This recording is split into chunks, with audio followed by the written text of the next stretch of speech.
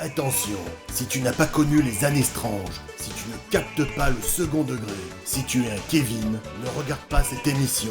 Merci de ta compréhension. Si vous vous souvenez de quelque chose, dites arrête.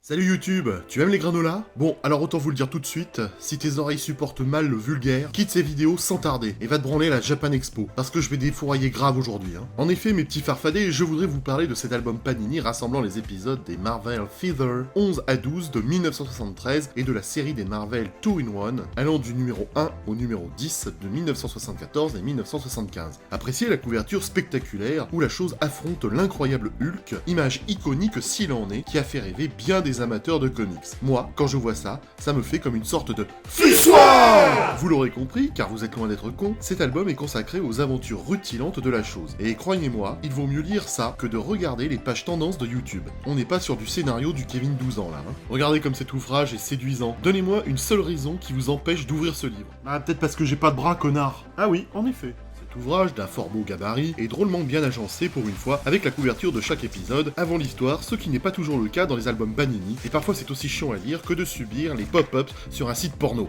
Enfin, c'est un copain qui m'a dit ça, moi j'en sais rien. Après 10 ans d'aventure dans les pages de Fantastic Four... Les 4 fantastiques nous protègent du mal. Le gros tas de briques orange et membre fondateur des 4 Fantastiques délaisse provisoirement ses coéquipiers et apparaît dans son propre titre où il fait équipe avec d'autres super-héros de chez Marvel. Et ça fait plaisir, sa mère! Bref, on a de quoi nous ambiancer. Vous ne serez pas étonné que l'idée de base vient de Stan Lee. Dès les premières pages de cet album, la préface de Roy Thomas nous apprend que ce dernier n'était pas très chaud pour lancer ce titre à l'époque. En effet, Thomas pensait que le personnage de la chose, et j'insiste sur la préposition de, fonctionnait mieux en tant que membre des Fantastiques, et que lui offrir un deuxième titre ne serait bénéfique ni pour lui ni pour les Fantastiques. Il se référait au passé des publications Marvel, et en particulier à l'expérience de la Torche Humaine, de l'âge d'argent Marvel, qui n'avait jamais vraiment embrasé les lecteurs en héros solo dans les pages des Strange Tales au début des années 60. Je suis pas d'accord avec toi. Sortez de chez moi, vous. Mais Stan Lee, comme toujours, eut le dernier mot, et il obtint gain de cause. Il faut dire que Marvel Team Up avec Spider-Man, qui partageait l'affiche avec d'autres super-héros, se vendait très bien. C'était même du lourd, comme dirait Gérard Larcher. Ah bah oui, c'est de l'humour improvisé, c'est pas piqué dans un spectacle de Jerry Seinfeld, comme le fait Gad Elmaleh, Ils tentèrent donc de lancer la chose dans Marvel Feather, et Stan Lee, comme à chaque fois, eut du nez, car le succès fut au rendez-vous. Bon, elle est assez glandée comme un zadiste de Notre-Dame-les-Landes, et passons à l'action, sans périphrase et circonlocution équivalente. Rassurez-vous, même moi je comprends pas toujours ce que je dis. Ainsi, cet album Panini nous présente le Marvel Feather 11 de septembre 1973, qui lance la série de façon spectaculaire avec cette rencontre entre la chose et Hulk. C'est Len Wein qui est chargé du scénario. Jim Starlin est au dessin et Joe Signott à l'ancrage. C'est un épisode assez spectaculaire où les deux colosses se mettent sur la gueule au fil des pages et il n'y a rien à redire sur sa dynamique scénaristique. Roy Thomas a quand même un peu joué sa tasse-paix en émettant une réserve au sujet de la peau rocailleuse de la chose, trouvant que Starlin, étoile montante à l'époque, avait fait un petit peu trop de petites pierres constituant la peau rocailleuse du héros, s'éloignant du style de Kirby, qui l'avait représenté avec des morceaux plus gros, donnant une impression de plus grande puissance. C'est vraiment histoire de goût et de chipotage, On s'en fout. Ah là là. J'attire votre attention sur le méchant Kurgo, dont la pilosité conquérante de ses sourcils lui donne une vraie tête de bolos, qui laisse peu d'espoir de respirer à sa glabelle, c'est-à-dire l'espace entre ses sourcils. Vous aurez au moins appris un mot aujourd'hui. Bref, ce Kurgo, c'est une sorte d'Astérix qui touche le RSA, tellement le gon se fait pauvrer dans sa salopette sortie de chez Kiabi ou même de chez Babou. Il est pas swag quand même. Et regardez cette baston, elle déchire sa race par sa puissance. De tels impacts et onomatopées ne risquaient pas de paraître chez Lug, me direz-vous. Eh bien, détrompez-vous, jeunes et faibles, car le récit a été publié sans aucune censure en France en 1979 dans le 20e album des 4 Fantastiques, intitulé La Chose et Hulk. Voilà qui est cocasse. Regardez-moi cette fantastique couverture au passage qui nous donne tout de suite envie de dévorer cet album. Ah, c'est plus beau que le sexe. Répète! C'est plus beau que le sexe. Puis l'album Panini nous propose le Marvel Feather numéro 12 de novembre 1973, écrit par Mike Friedrich et dessiné par Starling. La chose est Iron Man s'associe contre les sbires de Thanos, les frères de sang. Ça se bastonne dur durant tout le récit, une fois de plus pour notre plus grand plaisir. Malheureusement, Luke n'a jamais publié cette aventure, et même pas sur Châteauroux, c'est pour vous dire, et il faudra attendre le Marvel Mega hors-série numéro 23 de 2004, consacré à Thanos, pour trouver ce récit. C'est dire s'ils ont mis du temps à le faire publier. Ensuite, l'album Panini nous présente le premier Marvel 2-in-1 datant de janvier 1974. Ce numéro se veut dans la continuité du Marvel Feather que Stan Lee décide d'abandonner à cette époque. Les aventures de la chose sont donc transférées dans un titre légèrement plus approprié à ce genre de récit, mais à l'époque où le lancement d'une série inédite ne signifie pas forcément l'augmentation des ventes, le pari était risqué, surtout auprès des gosses, mais comme on le dit souvent, on ne fait pas d'omelette sans casser de morveux. Et pour cette première publication, on nous offre une confrontation entre la chose et l'homme-chose. Cette créature découverte dans Savage Tale numéro 1 en mai 1971, et là, pénétrée d'une certaine assurance érudite, je m'en vais dans la digression utile. Pour vous rappeler que ce magazine était un moyen de contourner à l'époque le code de 1955 interdisant la nudité, la violence, Gérard Larcher et les monstres horrifiques classiques. Avec un magazine destiné à un public adulte, Marvel use d'un moyen détourné pour conter les histoires de Conan le Barbant, LOL, et les débuts de la créature du marais de Marvel, ce fameux homme-chose conté par Jerry Conway et Gray Morrow. Un homme-chose qui, plutôt que de filer au lecteur la chair d'ampoule, LOL, va plaire puisqu'en octobre 1972, il a investi les comics en couleur de Adventure to Fear numéro 10 dans des récits de 10 pages, puis après ça sera 19 pages.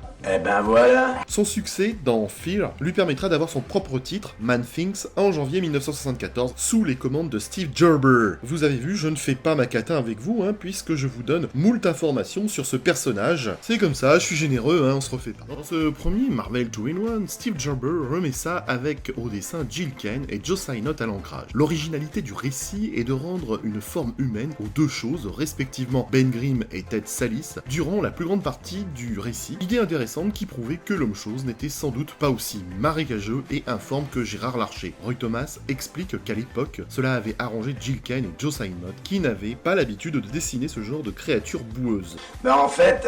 On y voit aussi un homme molécule revu et corrigé, dont l'esthétique passe crème pour celui qui n'est pas regardant. Inutile de vous préciser que la présence de la créature du marais a découragé Lug de publier cette aventure pour les adolescents français, et c'est bien dommage. Ils auraient fait ça aujourd'hui, t'aurais tout de suite Twitter qui leur serait tombé dessus. Encore eût-il fallu qu'ils le sucent. Dans le Marvel 2-in-1 numéro 2 de mars 1974, écrit par Steve Gerber et dessiné par Jill Kane, la chose rencontre le Prince des Mers, personnage qui n'a cessé de combattre les 4 Fantastiques depuis le Fantastic Four numéro 4 paru en 1962. Et cette fois-ci, il est aux côtés de Ben Grimm.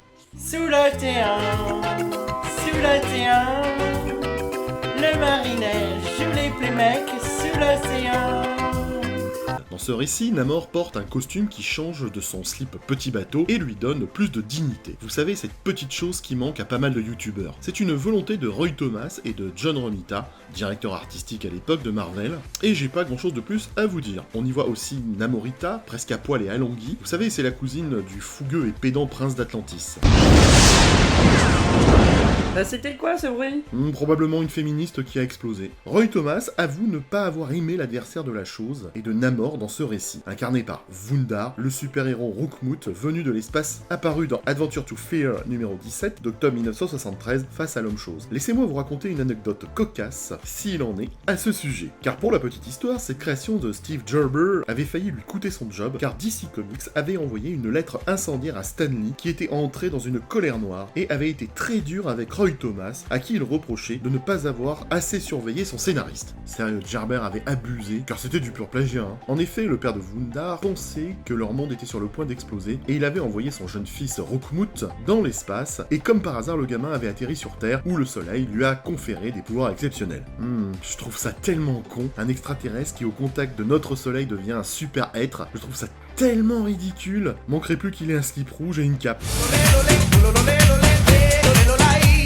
Après, il ne faut pas jeter le bébé avec l'eau du boudin, comme on dit. Sorti de cette grossière erreur, Steve Gerber est un artiste talentueux dont les scénarios n'ont rien à voir avec ceux d'un Kevin de 12 ans. Mais c'est vrai qu'à l'époque, cette histoire avait fait grand bruit. Il paraît que ça avait chié dans le ventilo et que le père Stan Lee a manqué de correction avec Roy Thomas. Bref, il a fait sa catin, quoi. En tout cas, c'est ce qui se dit sur Wikikaka.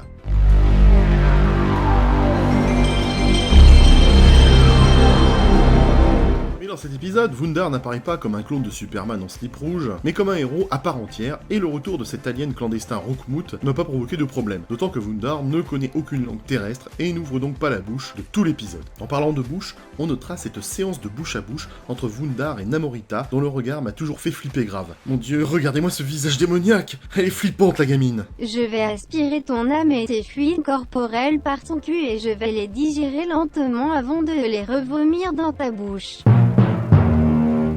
Cet épisode de Marvel 2-in-1 numéro 2 a pu être lu dans un premier spécial Strange de juillet 1975 que j'ai la chance de posséder. Agathe comme il est beau! Mais Steve Gerber ne voulait pas en rester là, et voulant réhabiliter Wundar, il continue ses aventures aux côtés de la chose dans le Marvel 2-in-1 numéro 3 de mai 1974. Nonobstant, le véritable invité vedette, c'est Daredevil, avec au dessin Sal Buscema. Cette aventure, assez étrange, qui laisse penser que Gerber se shootait à l'huile de vidange, a été diffusée en France dans le Strange 106 d'octobre 1978, et vous l'imaginez avec beaucoup moins de traces d'impact, mais quand même complet, sans cases censurées. Dans le 4e numéro datant de juillet 1974, la chose joue les babysitters pour Wundar, puisque l'alien est adulte, mais avec un esprit enfantin. Un peu comme vous qui regardez cette chaîne. Et ne laissez personne vous dire que c'est mal. Il vaut mieux rester un ado que d'être un adulte adepte de toutes les conneries que Finkencrot a dit depuis 1972. Tiens, prends ça dans ta gueule, bolos. Pardon de m'exprimer en Peggy 18, mais ce mec me fout les boutons comme Frank Miller.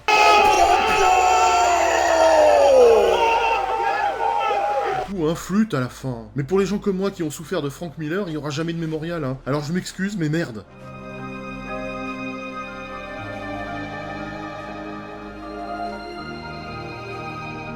Dans ce 4e numéro, c'est Captain America qui est invité dans l'espace et le futur pour affronter les Badoom. Cet épisode velu nous a été offert par Luc dans le spécial Strange numéro 2 de décembre 1975, que je tiens là dans mes mimines terriblement sensuelles. Et bon sang mes couilles sur ton front, regardez, Luc a publié la dernière page en noir et blanc. Tu fais ça aujourd'hui, t'as direct un tweet sur Twitter, hein. Sérieux les mecs, quand vous payez pour avoir une revue en couleur, c'est pas pour se faire enculer sur la dernière page. Non, c'est abusé là. Quelque part, t'as vraiment la sensation de t'être fait entuber. T'as essayé avec du yaourt? Le Marvel 2-in-1 numéro 5 de septembre 1974 nous présente une aventure épique où la chose, Captain America et les Gardiens de la Galaxie affrontent les Badoom.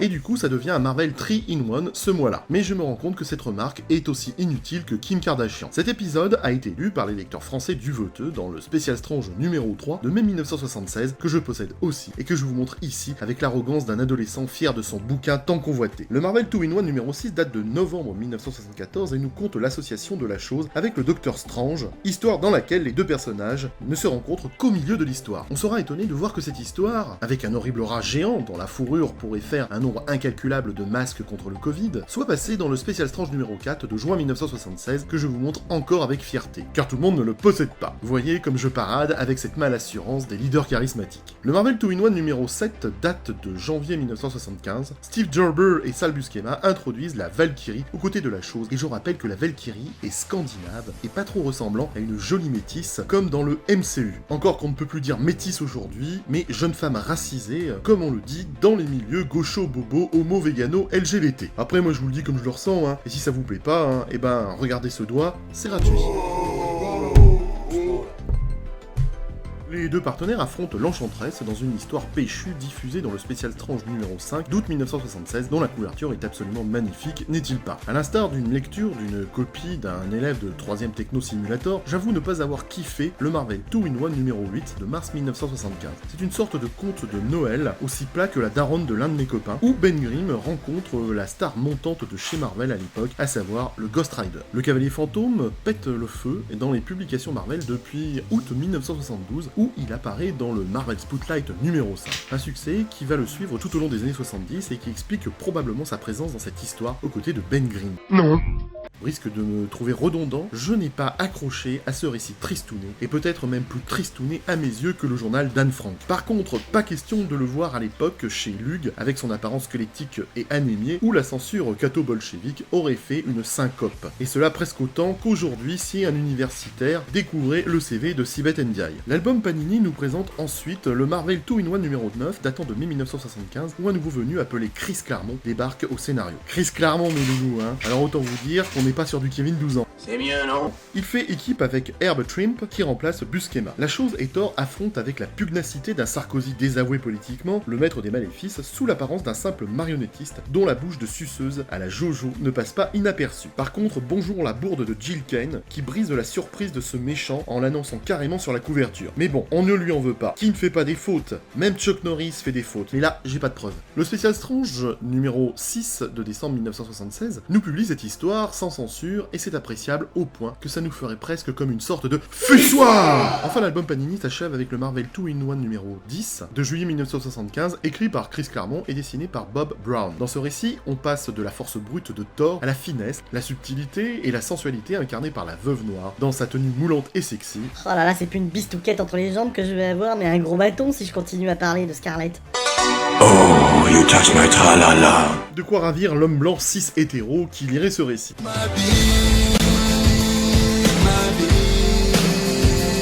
Un récit au demeurant très intéressant car il met aussi bien en valeur la belle rousse que Ben Grimm et constitue ainsi l'essence même d'un titre comme Marvel 2-in-1. Ça ressemble même à de la quintessence pour employer un mot que je ne connais pas. En tout cas, vous l'aurez compris, c'est pas du Kevin 12 ans. Cet épisode a bien évidemment été publié dans le Spécial Strange numéro 7 de mars 1977 avec la couverture consacrée à cette histoire. J'ai un énorme plaisir à posséder ce bouquin car c'est mon meilleur ami d'enfance qui me l'a offert en 1998. Mais on s'en branle, hein. D'accord. Voilà, nous avons fait un rapide panorama du contenu en un seul mot de cet album Panini qui a donc publié les 2 épisodes test parus dans Marvel Feather et qui ont convaincu la maison des idées de conserver une série à part entière consacrée à la chose. Publiée tous les 2 mois, cette série a permis de voir toute une tripotée de super-héros repousser de terribles menaces avec des scénarios originaux loin de ce que pourrait écrire un Kevin 12 ans avec en vedette la chose avec ses beaux yeux bleus, bleus comme le ciel azuréen. Un album collector pour ceux qui n'ont pas eu la chance de lire les premiers Spécial Strange des années 70 et qui sont rentrés dans les annales du public. Et non, je ne ferai pas de blague pourrave sur cette dernière phrase, on n'est pas sur Rire et Chanson les enfants.